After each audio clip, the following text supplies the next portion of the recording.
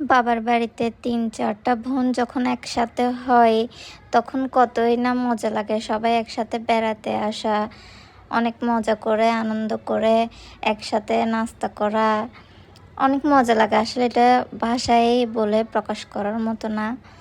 তো আসসালামু আলাইকুম ভিউয়ার্স, আপনারা কেমন আছেন? আশা করি সবাই ভালো আছেন। আমিও আল্লাহর অশেষ রহমতে ভালো আছি।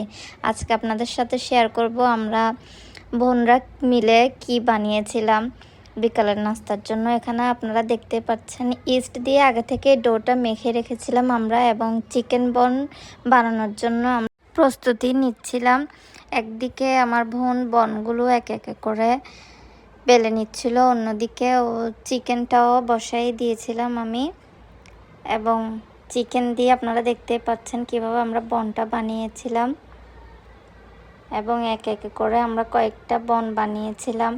এবং যেটা একটা ডো বাকি ছিল ওইটা দিয়ে একটা বড় করে সবার জন্য চিকেন বন বানিয়ে ফেলছিলাম।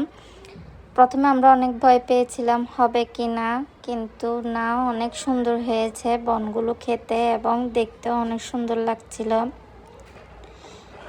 এভাবে বাবার বাড়িতে এক এক দিন এক একটা নাস্তা বানাতে এবং সবাই মিলে খেতে কতই না ভালো লাগে।